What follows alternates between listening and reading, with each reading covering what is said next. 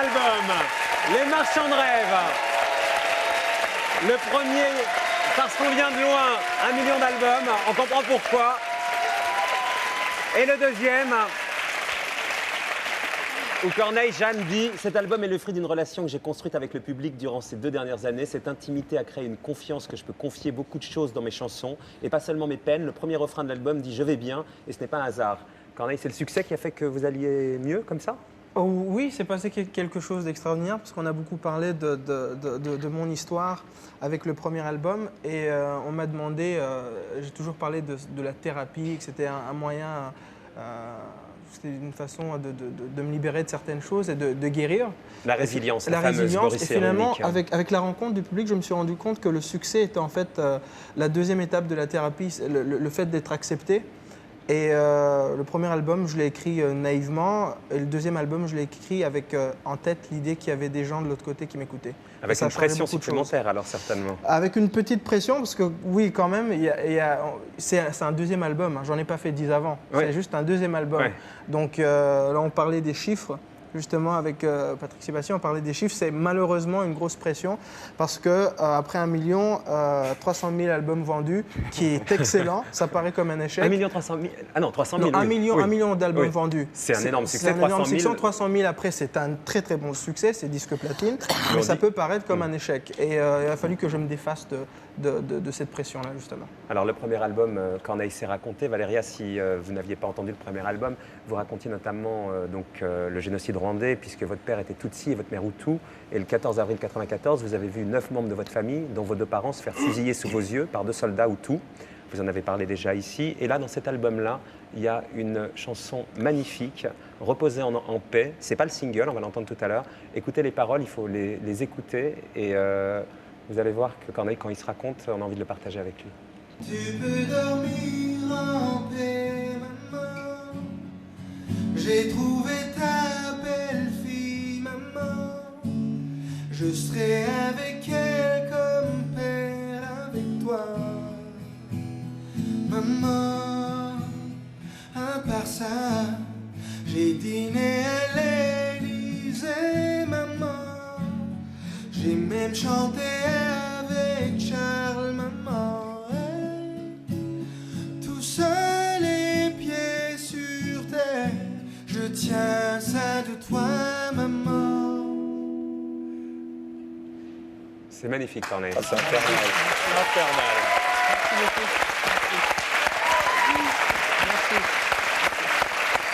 Et vous écrivez, vous dites « J'ai compris qu'il peut y avoir des morts gratuites. Être survivant ne l'est jamais ». Vous vouliez dire quoi, Corneille, en disant Pardon, j'ai ça? pas bien compris. Vous avez dit « J'ai compris qu'il peut y avoir des morts gratuites. Ouais. Être un survivant ne l'est jamais ». Vous voulez dire quoi? Qu'aujourd'hui, quand vous écrivez, quand vous chantez, vous le faites Oui, c'est-à-dire que... aussi pour eux qui sont ailleurs? Il y a beaucoup de gens qui parlent de la fameuse culpabilité du survivant. Moi, c'est plutôt une reconnaissance. Je me sens... Je suis reconnaissant à beaucoup de gens, donc je pense que le merci un peu répétitif, il vient de là aussi. J'ai envie de dire merci quand on me donne. Vous êtes reconnaissant à qui? Là, du public, par exemple, de m'avoir donné tout ce qu'il m'a donné. Merci de la vie surtout. Merci à Dieu, pour ceux qui y croient. Ou, je ne sais pas, en tout cas, j'ai toujours envie de dire merci parce qu'il faut que j'explique la chance aujourd'hui que j'ai par quelque chose. Donc voilà.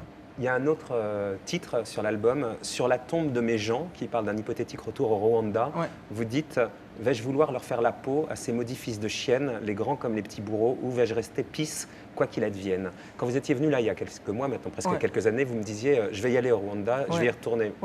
Justement, toujours pas, cette chanson-là on comprend pourquoi, hein, mais cette chanson est née de cette envie justement d'aller au Rwanda. J'en ai tellement parlé, j'en ai parlé la dernière fois que je suis venu ici.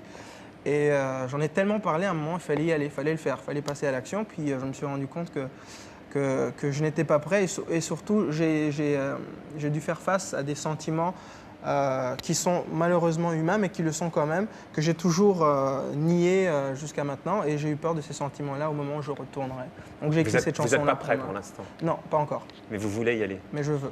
Guy? C'est étonnant parce que ce que vient de lire Marco, ça tranche avec la sérénité de ce qu'on a entendu sur la première chanson, etc. Où tu sens, enfin, vous semblez apaisé. Et là, Oui. tout à coup, concernant ça, il y a quand même une douleur qui revient, quoi. Oui, mes chansons sont un petit peu voilà, c'est un album qui fait un peu trame sonore de ma vie depuis la sortie du premier album. Et Sur la tombe de mes gens est sûrement la première chanson que j'ai écrite sur cet album. Et ça date il y a un an et demi. Donc beaucoup de choses se sont passées, mais elle méritait sa place sur l'album quand même. Donc aujourd'hui, c'est encore un objectif, y retourner au Rwanda. C'est toujours un objectif et je vais y aller. Preuve que vous avez avancé, et c'est aussi ce qu'on découvre dans l'album, vous êtes amoureux, Ouais. vous n'êtes plus célibataire, Ouais, vous avez envie de partager Troisième votre amour. thérapie. Vous voyez, les filles ne sont pas Troisième contentes du thérapie. tout. Non. Vous allez vous couper de votre public Non, féminin. Là, quand tu t'étonnes, 300 000 le prochain, 50 000. Non, au fond, je sais qu'elles sont contentes pour moi. Donc ça, c'est important aussi de faire partager votre amour pour dire que vous allez bien. D'ailleurs, dans un journal québécois, vous posez avec votre fiancée, Sophia, Ouais. parce que vous avez envie aussi de dire que ça va mieux jusqu'à là, quoi. Si je pose avec... Avec Sophia, c'est pour montrer que voilà, vous avancez dans le bonheur, dans l'équilibre, dans le... Je pose, vous voulez dire en photo? En photo, ouais. Ah non, ça c'est parce que c'était le gala de la disque au Québec, je pense, qui est l'équivalent des victoires au Québec, et que donc j'étais accompagné qu'on m'a pris la photo avec elle, mais c'était pas du tout pour l'afficher. Hein. Bon. Non. Dans l'autre chanson, Avis, j'ai fait un tour de chant de ma peine, j'ai oublié de chanter Je t'aime, mais avec toi, à part le dire, très peu de choses comptent. Hein. Donc c'est ça le... C'est ça, c'est en plein ça, c'est ma première vraie chanson d'amour, on va dire. La vraie. Ouais. Et en même Ce temps, qu'on en plus... pourrait dire, Marco, à la personne qui envoie un SMS en disant Corneille, es-tu célibataire, qu'elle a un peu de retard comme nous. Comme dans le spectacle de Gad, tu sais, il y a toujours un mec qui rit avec un retard. Donc, Un autre SMS, Mais on les peut-être voit où les SMS, nous? Là-haut, Ah, ok, Gad. d'accord. s'ils ont des questions sur Marianne Chazelle, ils peuvent toujours envoyer des SMS. C'était tout à l'heure. Dans Si tu savais, Corneille, souviens-toi de Seul au monde, tu m'as écouté, mais j'ai peur d'être heureux et donc de t'ennuyer. J'ai peur de ne plus plaire et de sortir de vos vies. J'ai peur de devoir me refaire pour pas que tu m'oublies. Ça s'adresse au public ou à votre Ça, fiancé? Ouais, non, au public. Si tu savais, je m'adresse au public parce que j'ai dû me rendre à une évidence. Je me suis rendu compte que j'étais devenu accro à cet amour du public qui n'était ouais. pas du tout. C'était pas du tout un genre d'amour futile. J'avais pas du tout l'impression qu'on m'aimait comme un homme, comme on aime un artiste qui fait du divertissement. J'avais réellement l'impression d'être rentré dans la vie des gens. Et ça, c'est dur de penser qu'un jour on peut le perdre. On peut perdre la notoriété, faire les couvertures de magazines, et puis tout ça, ça peut partir et on peut s'en remettre. Mais l'amour du public, vous avez besoin. C'est pour ça que vous chantez aussi toujours le Ouais. même, Ouais. un autre album. Vous me donnez trop, j'avoue, je suis plutôt choyé, mais l'autre jour, il y en a une qui m'a crié « Vends ta Ouais. Porsche et rentre chez toi, aidez les tiens avec tout le fric que t'as. Ouais. Vraie anecdote. » Vraie anecdote. Vous avez anecdote. vraiment une Porsche? Oui. C'est bien, il n'y a pas, mais pas comme de... disait, non, Ouais, il y a pas de comme honte, disait c'est Gad, bien, ouais. j'ai travaillé fort, je ne l'ai pas volé, donc je suis content de l'avoir. C'est un vieux rêve d'enfance. Merci. Merci beaucoup. Il est bien dans sa peau, hein, Non, mais Patrick. il a raison. C'est Gad, tout ça, lui. Moi, on fait partie des gens qui sont pas nés avec des privilèges, qui sont battus pour les avoir. Alors, on en a aujourd'hui, mais on est obligé de se battre tous les jours pour les garder. C'est ça. Contrairement à certains qui en ont dès le départ et qui n'ont pas à se battre. Donc, on est vachement content d'avoir ce qu'on a, quoi. On écoute un peu de l'album? Ouais, avec plaisir. Allez, le clip. Si c'est vrai qu'elle nous pardonne tout, si c'est vrai qu'elle nous aime malgré tout, si c'est vrai qu'elle donne aux humbles jours, moi je dis que le bon Dieu est une femme. Jeanne, vous lui disiez quoi à l'oreille? Vous qui aimez bien la nouvelle génération et qui est... Je lui demandais Vous lui demandiez quoi? qui avait réalisé son clip Ah. et où il avait été tourné. Très bien, vous avez l'œil. Hein. Voilà. Et la réponse pour les téléspectateurs? Bah, c'est un jeune réalisateur québécois qui s'appelle Maxime Giroux, qui a d'ailleurs fait tous mes clips. Et vous, Jeanne, quand est-ce que vous allez enregistrer une nouvelle chanson? On les attend? Oui, l'année prochaine. Vraiment? Oui. À l'année prochaine, vous allez enregistrer de nouvelles chansons? Oui. Bien. Et puis Corneille, qu'est-ce qu'il y a encore des Oui, SMS? là, il y avait un très beau SMS qui disait avec le talent, il n'y a pas besoin de quota. Tu vois, quand tu veux, t'es pas con, ça va, des trucs, puis t'es bien dans le mood.